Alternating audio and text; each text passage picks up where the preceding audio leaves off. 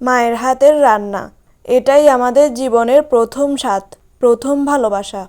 আসসালামু আলাইকুম everyone, welcome to easy and tasty recipes channel. ছোটবেলার সেই দুপুরগুলোর কথা মনে আছে? মা যখন জলপাইয়ের আচার বানাতো, টক ঝাল মিষ্টি ঘ্রাণে পুরো ঘর ভরে যেত। আমরা দূর থেকেই বুঝে যেতাম মা আজ আচার বানাচ্ছে। আচার যখন ছাদে শুকোতে দিয়েছে, কত চুরি করে খেয়েছি। যারা মায়ের হাতের আচারকে খুব মিস করেন, এই রেসিপি তাদের জন্য। এই ভিডিওতে আমি 2 রকম আচার বানানোর রেসিপি দেখিয়েছি, আশা করছি ভালো লাগবে।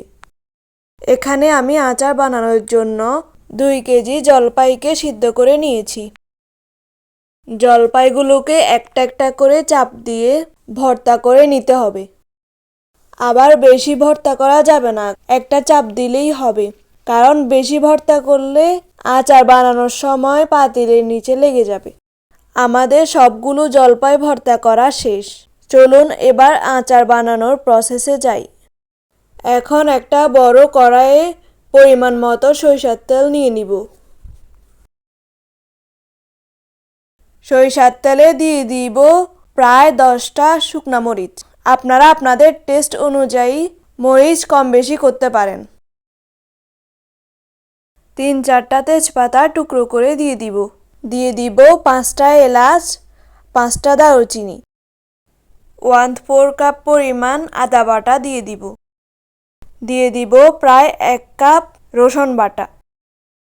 রসুন বাটা দিয়ে ভালোভাবে নাড়তে থাকবো, যাতে রসুনের কাঁচা গন্ধটা চলে যায়। এ পর্যায়ে পরিমাণ মতো লবণ, হলুদ, জিরা এবং লাল মরিচের গুঁড়া দিয়ে দিব। সব মশলাগুলোকে ভালোভাবে মিক্স করে নিব।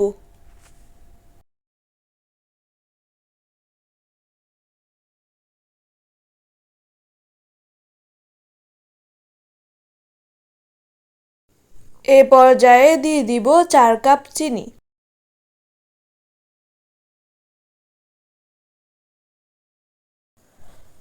মশলার সাথে চিনিগুলো ভালোভাবে মিক্স করে নিব।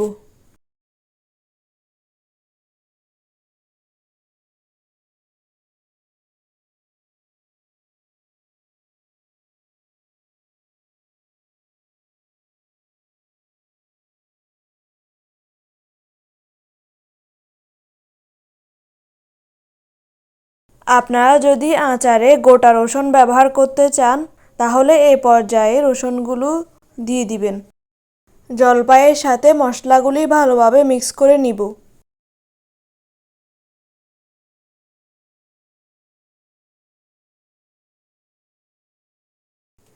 এই আচারটা বানানোর সময় বেশিরভাগ নাড়তে থাকতে হবে, না হলে নিচ দিয়ে লেগে যাবে।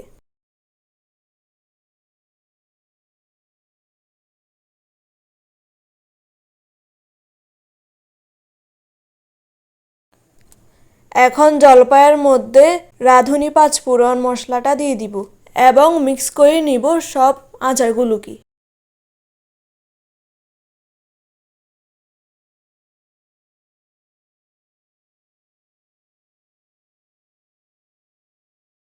দেখতেই পাচ্ছেন যে আচারগুলোতে চিনি থেকে পানি বেরিয়ে গিয়েছে, আর কিছুক্ষণ পরেই পানিগুলো শুকিয়ে যাবে।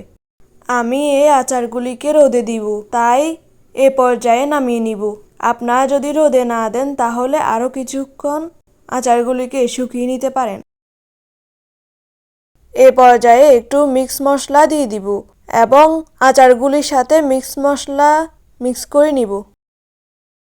তৈরি হয়ে গেল আমার মায়ের হাতের, মায়ের রেসিপিতে বানানো জলপাইয়ের আচার।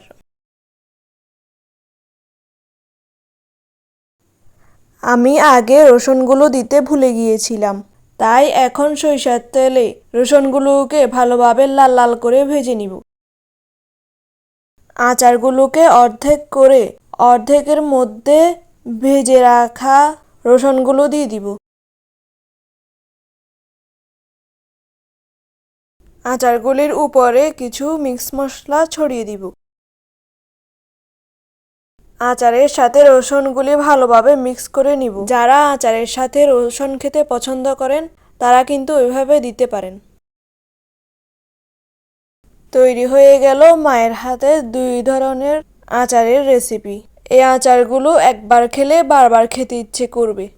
এই আচারগুলো কিন্তু আমি সিরকা অথবা ভিনেগার ছাড়া বানিয়েছি, তাই যাদের সিরকা অথবা ভিনেগার পছন্দ না তারাও এই আচারটি বানিয়ে খেতে পারেন। এই টকঝাল মিষ্টি আচারটি একবার বাসায় বানিয়ে দেখবেন, কেমন হয়েছে কমেন্টে জানাবেন। ভিডিও ভালো লাগলে লাইক করবেন, শেয়ার করবেন এবং চ্যানেলে নতুন হলে সাবস্ক্রাইব করবেন।